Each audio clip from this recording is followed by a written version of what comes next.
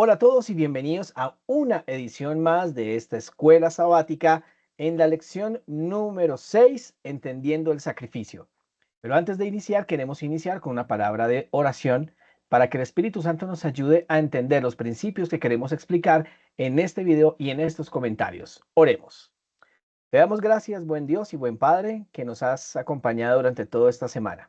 Gracias por esta linda lección que nos has regalado y te suplicamos que tu Espíritu Santo nos ayude a entender, que nos abra nuestras mentes y nuestros corazones y podamos aprender mucho más acerca de estas bellas lecciones que has traído para tu pueblo. En el nombre de Jesús, en sus méritos. Amén. Amén. Amén.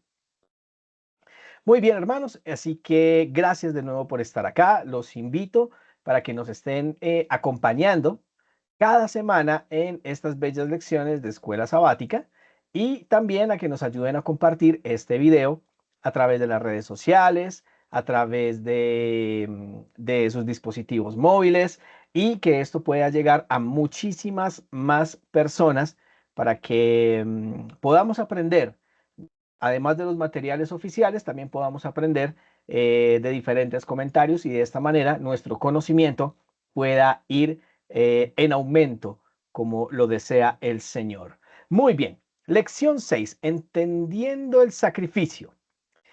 Vamos a leer entonces nuestro versículo de memoria, lo encuentran ustedes en la pantalla, en Apocalipsis capítulo 5 y el versículo 9 cuando dice, y cantaban un nuevo cántico diciendo, digno eres de tomar el libro y de abrir sus sellos, porque tú fuiste inmolado y con tu sangre nos has redimido para Dios, de todo linaje y lengua y pueblo y nación.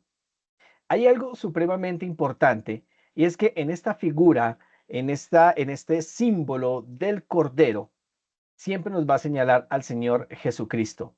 Como lo estamos viendo en esta diapositiva, es muy importante tener en cuenta, y lo vamos a ver a medida que vamos desarrollando este comentario de la lección, que aquellos sacrificios siempre apuntaban al sacrificio del Mesías, al sacrificio del Señor Jesucristo.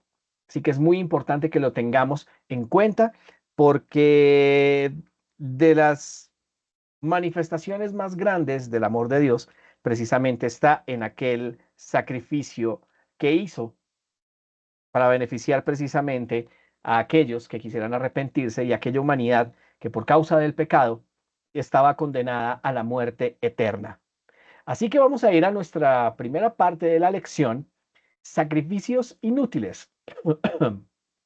Bien, ¿qué tiene que ver esto de los sacrificios inútiles? Fíjense que la palabra del Señor plantea en los versículos de Isaías 1, versículos 11 al 15, algo tremendo, y es el hecho de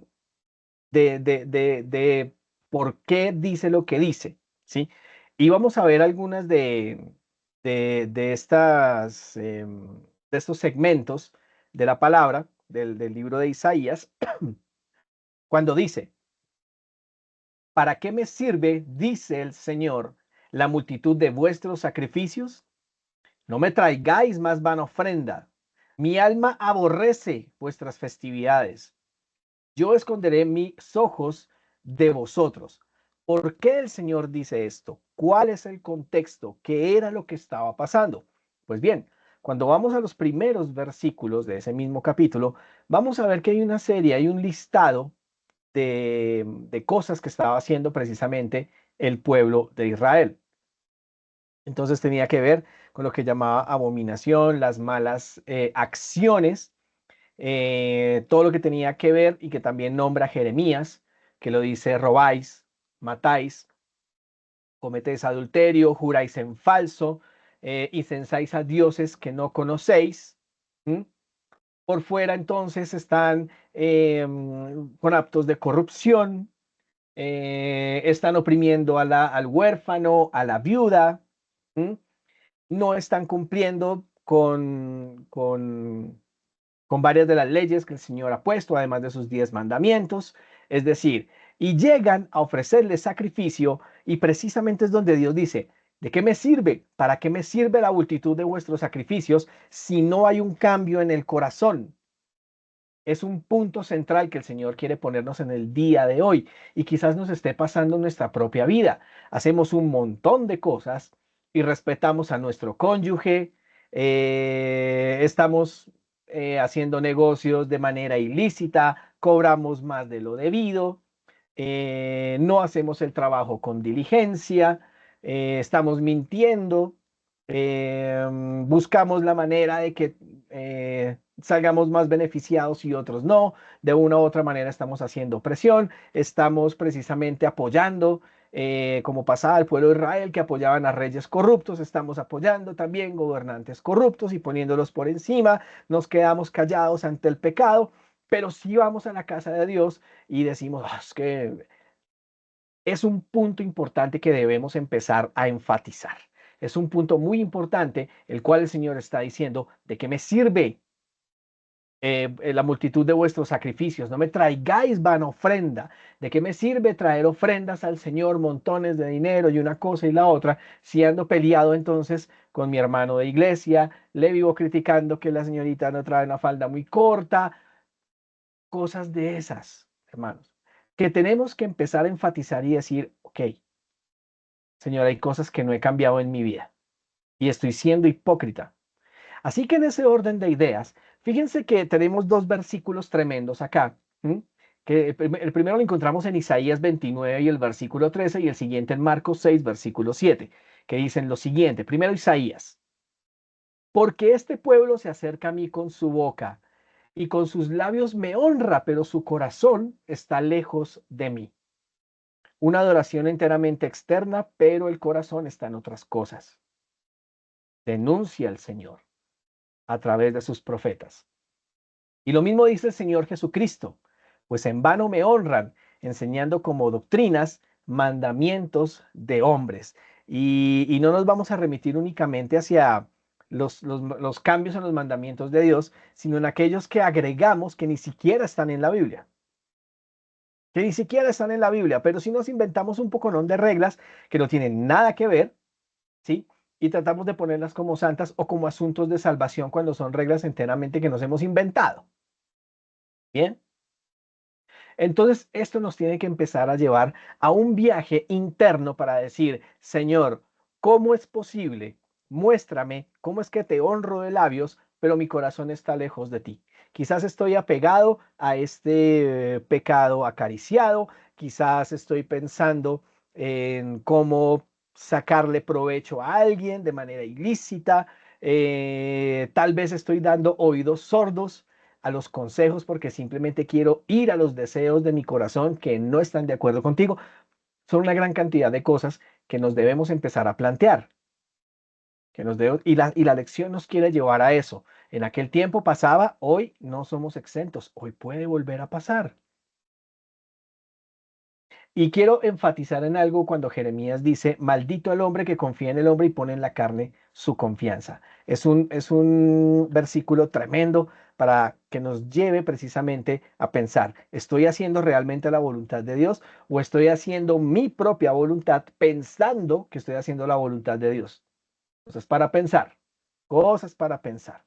Pues bien, pasamos a la siguiente parte, el siguiente punto, y es que vamos a ver cuáles son esos sacrificios aceptados. En Isaías capítulo 56, versículos 6 al 7 nos muestra algo muy bello, algo de lo que realmente debiéramos también empezar a pensar y es de qué se trata esos sacrificios aceptados. Fíjense lo que dice la palabra del Señor. Y a los hijos de los extranjeros que sigan a Jehová, otras versiones dicen que se unan a Jehová para servirle, que amen el nombre de Jehová para ser sus siervos, a todos los que guarden el sábado para no profanarlo y abracen mi pacto. Fíjense la promesa, aquí está la condicional, ¿vale? La condicional. En esta condicional ahora viene la promesa. Dice el Señor, yo los llevaré a mi santo monte y los recrearé en mi casa de oración. Sus holocaustos y sacrificios serán aceptos sobre mi altar, porque mi casa será llamada casa de oración para todos los pueblos. Amén. Y fíjense algo muy interesante, y es que este versículo, cuando se complementa con uno de los salmos, nos deja entrever ¿Qué son esos sacrificios, esos holocaustos que son aceptos ante el Señor?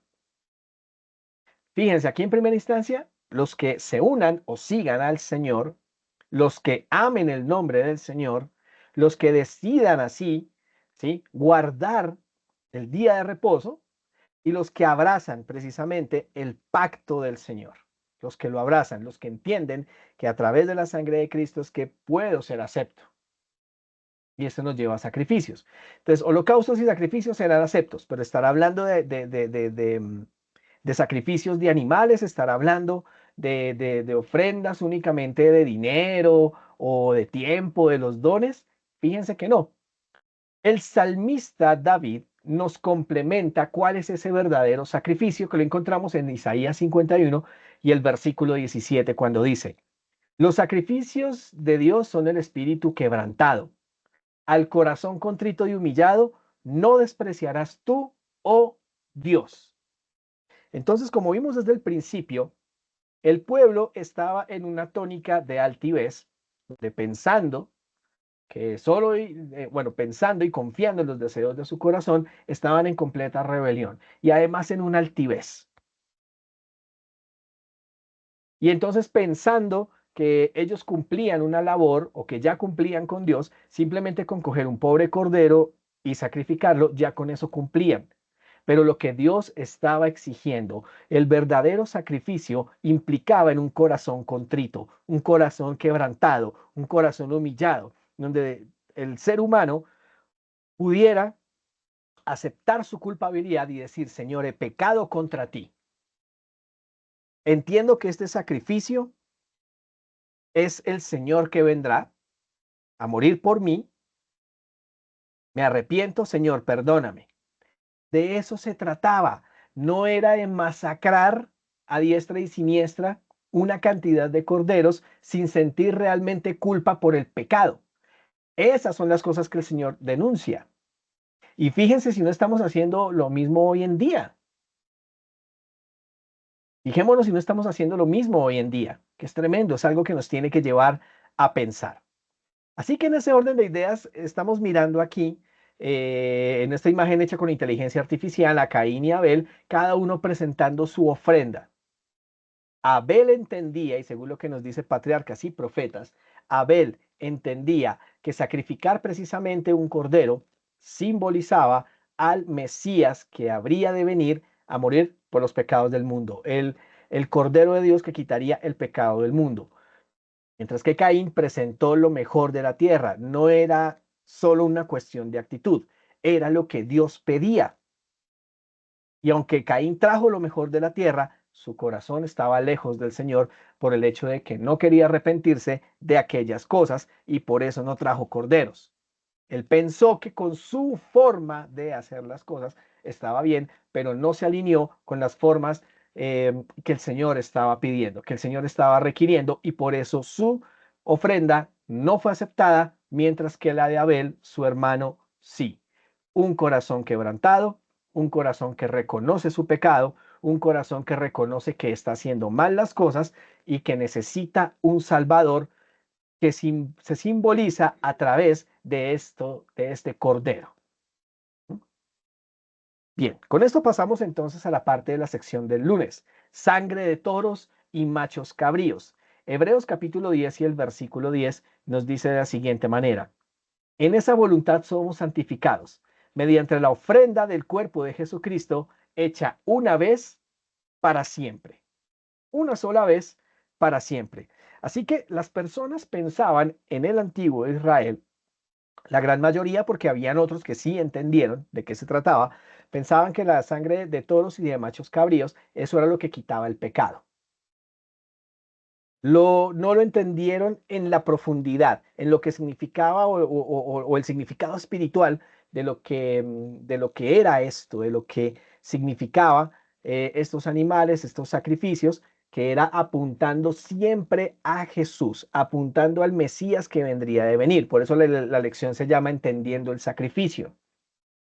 Entendiendo el sacrificio. Así que en este orden de ideas, mediante la ofrenda del cuerpo de Jesucristo, es que se nos empiezan a dar una serie de beneficios que perdimos desde el Edén. Entonces obtenemos el perdón de los pecados a través de Cristo. Somos somos aceptos a través de Cristo. Nuestras oraciones son escuchadas porque las decimos en el nombre y en los méritos de Cristo, ¿sí? Obtenemos la salvación y la vida eterna en Cristo, como lo dice precisamente el apóstol Pablo, cuando dice que ya no hay condenación para los que están en Cristo Jesús. Y los que están en Cristo viven según el Espíritu y no según la carne. Entonces, fíjense la cantidad de beneficios que obtenemos, pero siempre este, este corderito que estamos viendo aquí, que lo estoy señalando, este corderito, que antiguamente en el antiguo Israel se sacrificaba, era un símbolo del Señor Jesucristo que vendría a morir una vez para siempre. Una sola vez vendría a morir para siempre para que precisamente pudiéramos acceder a los beneficios de la vida eterna. Así que vamos a ver varios símbolos de lo que es el tipo y el antitipo. ¿Cómo así que el tipo era decir la figura y el antitipo fue lo que Cristo vino a cumplir? Por ejemplo, en Éxodo 12 encontramos que la sangre que cubrió a los israelitas de la muerte era esa sangre del cordero que se sacrificó, según nos lo cuenta Éxodo el capítulo 12. ¿Cuál es el antitipo? La sangre de Cristo nos cubre de la muerte eterna. En el tiempo de Israel nos cubrió del ángel de la muerte que vendría precisamente por los primogénitos, y en el antitipo es la sangre de Cristo que nos cubre de la muerte eterna. El tipo, los corderos para el sacrificio. El antitipo o el cumplimiento es que Cristo es el Cordero de Dios sin mancha, sin defecto y sin pecado, precisamente que vino a morir en lugar del culpable. ¿Vale? Y aquí quiero hacer un paréntesis. Fíjense algo importante y es que aquí precisamente se señala que Jesús es sin pecado. Y voy a dejarlo aquí subrayadito. Cristo es sin pecado. ¿Por qué quiero hacer énfasis en esto? Muchas personas alegan que Jesús quebrantó el sábado. Si Jesús hubiera quebrantado el sábado, si en la realidad lo hubiera quebrantado, bajo lo que Dios dictaba, entonces Jesús se hubiera convertido en un transgresor de la ley. El pecado define, o una de las definiciones de pecado en la Biblia es transgresión de la ley. Si Cristo hubiera transgredido la ley, ya no sería el cordero sin mancha, sin defecto. Eso quiere decir que si Cristo hubiera pecado, aunque sea en un solo punto, aunque hubiera sido en pensamiento, esta humanidad ya estaría perdida, porque no tendríamos garantía. Entonces ahí se cae la, la tesis de que Jesús pecó. No, Jesús fue sin pecado. La misma Biblia lo dice, tentado en todo como nosotros, pero sin pecado. ¿Mm? ¿Qué otro tipo se puede ver en la Biblia que Cristo cumple y cumplió? El sacerdocio levítico no era más que una figura de Cristo nuestro sumo sacerdote que se describe en el libro de Hebreos. Cristo es nuestro sumo sacerdote. Dicho en otras palabras, es Cristo nuestro sumo pontífice, nuestro máximo pontífice, ¿vale? Y en ese sacerdocio Él está intercediendo, está en la obra de juicio, cumple todas las labores que cumplía el sacerdocio levítico, solo que ahora en el santuario celestial, especialmente en el lugar santísimo. ¿Mm? Otro tipo, fíjense este que es muy bonito, es interesante, las pieles de animal que cubrieron a Adán y Eva eran un símbolo. ¿De qué era ese símbolo? De las ropas de justicia de Cristo. Lo habíamos dicho en lecciones anteriores, y es que para obtener la piel de un animal había que sacrificarlo. Cuando dice Génesis 3:21 que Dios los vistió con pieles de animales, fue la primera mención precisamente de un sacrificio. Los viste con la piel del animal sacrificado, simbolizando con el sacrificio la muerte de Cristo, pero al mismo tiempo al vestirlos con las pieles de animal o con esa piel de animal, simboliza que ellos fueron cubiertos con las ropas de justicia de Cristo. Y aquí hago otro paréntesis porque hay en otras creencias eh, que piensan, aseguran y afirman que antiguamente la gente se salvaba por guardar la ley, pero no hay un solo versículo en la Biblia que hable de que las personas en el Antiguo Testamento se salvaran por la ley. Siempre la salvación ha sido por gracia. Jamás nadie se ha salvado por las obras de la ley. siempre ha sido por gracia. Y en este orden de ideas, las ropas de justicia de Cristo están bien simbolizadas o tipificadas, en este caso, por las pieles que cubrieron a Adán y a Eva. Tremenda lección, muy bonita. Otras figuras de Cristo. Moisés. Moisés en Éxodo 34, cuando intercede por su pueblo, cuando le dice a Dios, perdónalos y si no, ráeme del libro que has escrito. ¿Mm?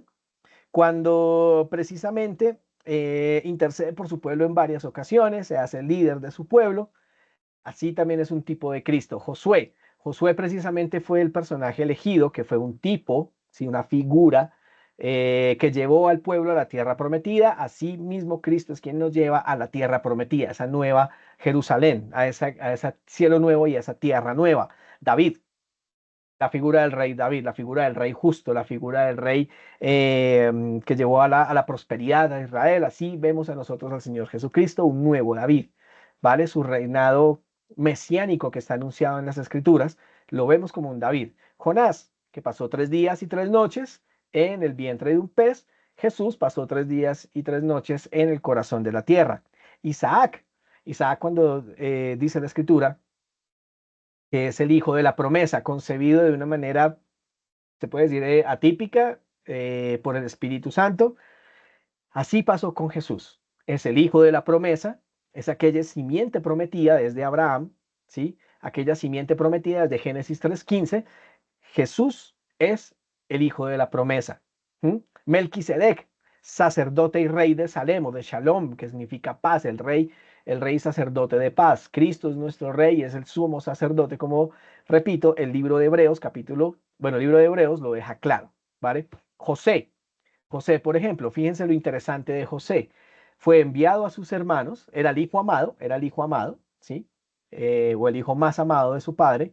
Fue enviado a sus hermanos, sus hermanos decidieron venderlo por 20 piezas de plata. El Señor Jesucristo, siendo el hijo amado del Padre Celestial, fue enviado a nosotros y pues fue traicionado por 30 monedas de plata. Fíjense todas estas cosas que siempre nos van a apuntar a Cristo. Toda la Biblia es cristocéntrica. Nos lleva precisamente a descubrir que dentro del mensaje central de la Biblia siempre está el hecho de que Jesús vendría a salvar a la humanidad. Todo el plan de salvación y todo lo que estos tipos miran, estas alusiones de estas figuras, de estos tipos, y cómo la muestra la profecía y su cumplimiento bueno, mientras va pasando el tiempo. Así que en este orden de ideas pasamos al siguiente punto, que es el Cordero de la Pascua, de lo que habla el día martes. Y Éxodo capítulo 12, de los versículos 1 al 15, nos muestra cosas interesantes. Primero, dice que el animal, el cordero que debía sacrificarse, debería ser un animal sin defecto, sin tacha, es decir, no podía estar cojo, no podía tener una cicatriz, absolutamente sin ningún defecto. Así como fue el Señor Jesucristo, sin defecto, no solo en lo físico, sino también en lo espiritual. Por eso reitero, Cristo no hubo forma que pecara. Si hubiera pecado en un punto, no sería nuestro garante para que pudiéramos salvarnos. Le hubiera dado la razón a Satanás de que la ley de Dios es injusta. ¿Vale? Entonces era un animal sin defecto. Dice que lo inmolaréis en medio de las 2 tardes. ¿A qué se refiere eso? La primera tarde se conocía en Israel, o en ese antiguo Israel, a las 12 del día, y la segunda tarde se le conocía a las 6 de la tarde, ya casi a la puesta del sol. Quiere decir que ese cordero fue sacrificado a las 3 de la tarde. Jesús murió exactamente a las 3 de la tarde, en medio de las dos luces. Tremendo. Y dice allí el Señor, esta es la Pascua, esta es la Pascua del Señor. Esta es la Pascua del Señor, a la Pesach del Señor. Y finalmente hay un punto más adelante que nos dice, la sangre del cordero os será por señal, en Éxodo capítulo 12. Para todos los que están viendo esta lección, sean creyentes o no creyentes, la sangre de Jesús es la señal. Puede que tú no quieras aceptarlo, pero la sangre del Señor, la sangre de Jesús, aceptar su sangre expiatoria, es una señal que precisamente se nos da para que podamos ser salvos. Es una señal tremenda. La sangre del Cordero os será la señal. Así que en este orden de ideas, Jesús es nuestra Pascua. Y precisamente fíjense lo que dice Isaías 53 y el versículo 7, uno de los versículos de los que más se habla y se menciona en todo el cristianismo a nivel mundial, refiriéndose al Señor Jesús. Isaías lo escribió más o menos unos 730 años antes de que se cumpliera todo esto. Y fíjense lo que escribió: angustiado él y afligido, no abrió su boca, como cordero fue llevado al matadero, como oveja delante de sus trasquiladores enmudeció y no abrió su boca. Y cuando vamos al registro bíblico, vamos a ver entonces que Jesús precisamente como cordero, así fue llevado, fue sacrificado y no abrió su boca para hablar en contra de aquellos que lo estaban crucificando. Tremendo, tremendo. Muy bien. Pasemos entonces a la parte del miércoles, donde se habla precisamente de Jesús en el templo. Viendo las primeras imágenes, esta primera que señalo es con respecto al santuario móvil del desierto, o el santuario de Moisés, como otros lo llaman. Y esta que estoy señalando ahora es lo que se llama el templo de Salomón. El templo de Salomón, o mal llamado templo de Salomón. Ambas construcciones fueron ordenadas por Dios. La segunda superaba a la primera, es decir, el templo de Salomón, o mal llamado templo de Salomón, superaba por mucho al templo pues que era móvil de Moisés. En esencia, en cuanto a los símbolos, tenía lo mismo, pero el templo de Salomón superaba porque ya no era móvil, era estático, era 10 veces más grande. Fue una obra maravillosa, ideada por David, construida y ejecutada por Salomón. Y en ambos había algo importante, algo que los unía, y era que, aquí señalo la imagen del centro, aparecía la Shekinah. ¿Qué es la Shekinah? Una vez al año aparecía la presencia del Señor, ¿sí? De lo que llamaba la Shekinah, aparecía la presencia del Señor en medio de los querubines, encima del propiciatorio o de la tapa del arca del pacto. Bien, entonces se nos registra precisamente en Éxodo 40 y también en los libros de Reyes que el templo se llenaba de humo, la presencia o la presencia del Señor, la Shekinah, se aparecía en el lugar santísimo, el templo se llenaba de humo y ningún sacerdote podía estar allí, nadie podía estar dentro del tabernáculo, ¿sí? No podía estar allí porque irremediablemente podía morir. Y esto nos habla de la santidad de Dios, que ya lo veremos más adelante, y esto era lo que tenían en común. Obviamente, ya cuando llegaron a la tierra prometida, cuando finalmente pues se construyó este templo, pues ya no era necesario el templo móvil de Moisés, y pues el centro de adoración máximo era allí. ¿Qué tenían en común? La Shekinah. Ahora, viene la destrucción del año 584 a.C. por parte de Nabucodonosor II, destruye el templo, se lleva varios de los artefactos, el arca del pacto desaparece, hoy en día no se sabe dónde está. Hay unos indicios, ¿sí? Hay unos indicios, o hay un video que ronda por allí donde presuntamente el arqueólogo, em, el arqueólogo aficionado Ron Wyatt lo encontró en el año de 1982. Hay una ubicación, pero bueno, la cuestión es que hoy en día, hasta hoy en día, sigue desaparecida el arca del pacto. Entonces, después de que se da la orden por parte del rey de Persia de reconstruir Jerusalén, entonces se reconstruye el templo, que es luego conocido como el Templo de Jerusalén. Pero ¿qué pasa? Resulta, y nos cuenta la historia, que a pesar de que hubieran construido los muebles, el lugar santo, el lugar santísimo, había un grandísimo problema, y es que el arca del pacto ya no estaba en el lugar santísimo y básicamente la Shekinah no volvió a aparecer. No volvió a aparecer. Sin embargo, fíjense lo que dice el profeta Ageo, que es contemporáneo a la orden de Artajerjes y posterior. la segunda orden con respecto a la reconstrucción de Jerusalén, fíjense lo que dice el profeta Ageo. Se encuentra en el libro de Ageo, precisamente, capítulo 2, versículo 7 y versículo 9, cuando dice: vendrá el deseado de todas las naciones y henchiré esta casa de gloria, refiriéndose a Cristo. Profecías acerca de Cristo, del Mesías. La gloria de este segundo templo será mayor que la del primero, dice el Señor de los ejércitos, y esto lo tomo de la versión Biblia Serafín de Osejo, cuando dice: la gloria de este segundo templo será mayor que la del primero, dice el Señor de los ejércitos, o Yahvé Shebaot. ¿Por qué? Ya no estaba el arca, ya no se podía manifestar la Shekinah, ya el templo no se llenaba de humo, ya el sumo sacerdote iba a entrar, pero no iba a hacer las mismas labores que realizaban los sumos sacerdotes, bueno, lo que hacían en el templo de Moisés y en el templo de Salomón. Ya no iba a estar la Shekinah. Entonces, ¿por qué este templo iba a ser mayor? ¿Por qué entonces dice esto el profeta Ageo? Por lo siguiente, la explicación está allí. Jesús es la Shekinah viviente. ¿Por qué sería mayor? Porque ya Dios no se manifestaría de una manera, digámoslo, milagrosa en la Shekinah, o lo que pasaba con la Shekinah. Ya el templo no se llenaría de humo, claro que sí, está bien, pero la Shekinah viviente, que es Cristo, aparecería en el templo. La gloria de Dios, la manifestación del Padre, ¿sí?, en su Hijo, estaría apareciendo directamente en el templo en persona. Por eso sería más grande.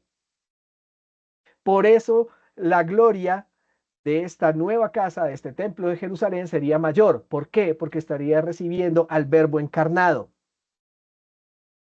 Pero no lo recibieron bien. No quisieron entender. Por eso Jesús llora. Lo dice: Jerusalén, Jerusalén, que matas a los profetas. ¿Cuántas veces os quise reunir como la gallina reúne sus polluelos debajo de sus alas, pero no quisiste? No conociste el tiempo de tu visitación. La Shekinah viviente fue a presentarse en el templo y la gente la rechazó. Rechazó a la Shekinah viviente. Por eso ese templo fue mucho más grande, fue con mayor gloria por la presencia del Señor Jesucristo. Gloria a su nombre. Gloria a su nombre. ¿Mm? Estas palabras son dulces a la boca, como dice la Escritura. Esa es la razón por la cual dijo Ageo lo que dijo: la gloria de este segundo templo será mayor que la del primero, dice el Señor de los ejércitos. Así que en este orden de ideas pasamos a la siguiente parte de la lección, ya casi para terminar, donde precisamente nos habla Apocalipsis capítulo 4 y el versículo 11.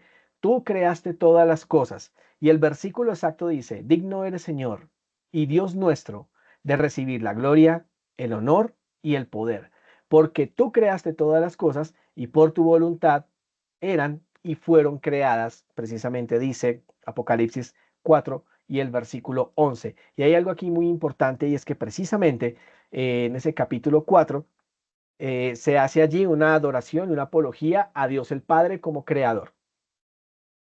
¿Mm? En el capítulo 5 se habla entonces del Cordero, el que fue inmolado. También se muestra que es el león de la tribu de Judá. Y precisamente todo esto nos lleva a un punto central, y es que Jesús vino a mostrarnos al Padre, el amor del Padre. ¿Mm? Como lo dije anteriormente, la máxima muestra precisamente de amor del Padre fue el haber entregado a su Hijo para que muriera por ti y por mí, para que nosotros no muriéramos eternamente, para que ya no estemos condenados a una muerte eterna, sino que podamos acceder finalmente a la vida eterna y poder conocer a quien creó todas las cosas. Así que entender este sacrificio es vital. Entender este sacrificio nos lleva a ir a que desde el mismo Génesis, el mismo Señor enseñó a Adán y a Eva que ese sacrificio, ¿sí?, apuntaría al Mesías venidero, al que murió en la cruz por ti y por mí, ¿sí?, por el pecador, por el culpable, y que a través de esa sangre somos señalados, y que a través de la justicia de Cristo es que podemos ser revestidos, podemos ser precisamente salvos, somos aceptos ante Dios el Padre. De esto se trata, pero también nos lleva a algo muy importante y es que rectifiquemos nuestra vida, rectifiquemos nuestra manera de vivir, rectifiquemos las cosas que estamos pensando, que simplemente nuestra adoración a Dios no sea solo de boca, sino que también se vea en nuestros actos diarios. De esa manera damos valor al sacrificio hecho por el Señor Jesucristo. Así que miremos cosas importantes. En Isaías capítulo 6, eh, se nos muestra algo tremendo y es la visión del gran trono de los serafines con 6 alas que viven cantando de día y de noche, santo, santo, santo. Y en esto destacamos lo siguiente, la santidad de Dios. Y entonces cuando Isaías termina de ver la visión, dice, ay de mí, soy hombre muerto, porque siendo de labios impuros, mis ojos han visto la gloria del Señor. Y entonces cuando la santidad de Dios se nos pone al frente, es donde nos muestra nuestra real condición. Nos muestra nuestra condición. Estamos perdidos. Esa es nuestra condición. Pero, gracias a Cristo, esa realidad no es eterna. Por eso necesitamos del Redentor. Es por eso que ante nuestra completa indignidad de tan siquiera nombrarlo, decirle Padre, es que aparece el Redentor. Es que el mismo Jesús nos recuerda su sacrificio, es que el mismo Padre nos recuerda su sacrificio al entregar a su Hijo. No todo está perdido. Entendamos el sacrificio. No me gustaría tomar más tiempo, pero entendamos ese sacrificio que es lo que nos permite acceder a las promesas de Dios. Dios no deja de cumplir sus promesas como muchos dicen. Él es bueno todo el tiempo, pero necesitamos arrepentirnos y necesitamos mirar a Cristo. Necesitamos mirar a ese sacrificio. Necesitamos al Redentor. Y sobre todo, alabar el nombre de Dios por tan grande sacrificio, alabar el nombre de Jesucristo por tan grande sacrificio, sobre todo por esa gran muestra de amor. Es hora de que rectifiquemos nuestras vidas, es hora de que rectifiquemos cuáles son esas vanas ofrendas y esos sacrificios inútiles. Es hora de mostrar sacrificios verdaderos, que es un corazón contrito, es un corazón arrepentido, es un corazón humillado, sobre todo para que diga, necesito a Jesús, necesito un redentor. Antes de orar, quiero agradecerte por haberme acompañado y te espero en la próxima lección de Escuela Sabática. No olvides seguirme. Sígueme en mis redes sociales. Me puedes encontrar en YouTube y también en TikTok como Gordo Adventista. Ayúdame, apóyame en esta creación de contenido y que pueda llegar a muchas más personas. Si deseas que tengamos algún tipo de conferencia para jóvenes en tu iglesia, no dudes en escribirnos. Puede ser a través de este mensaje o a través del correo la palabra abierta @gmail.com. Ahora sí, terminamos con una palabra de oración para despedir nuestro estudio de esta semana. Oremos. Te damos gracias, buen Dios y buen Padre, por este tiempo que nos has dispensado para comentar la escuela sabática. Confesamos, Señor, que tal vez no nos hemos arrepentido del todo, que hay cosas que tenemos que cambiar. Esperamos que esto nos redarguya el corazón, nos permita entender un poco más a profundidad lo que quieres decirnos. Por favor, te suplicamos tu compañía, bendice a nuestras familias y siendo una celebración mundial, gracias por nuestras madres, gracias por todo el sacrificio que también ellas hicieron, por mostrarnos de una u otra manera tu amor y así como lo dice el Espíritu Profecía, que el amor de una madre es lo más cercano al amor que puede mostrar Cristo por la humanidad. Así que gracias por mostrarnos eso a través de nuestras madres. Por favor, bendícelas a todas. Por favor, acompáñanos y gracias por estos medios que nos permites dictar tu palabra y bendice a cada persona que vea este video posteriormente. En el nombre de Jesús. Amén, Señor. Amén. Amén. Muy bien, a todos muchas gracias. Nos vemos la siguiente semana. Dios los bendiga.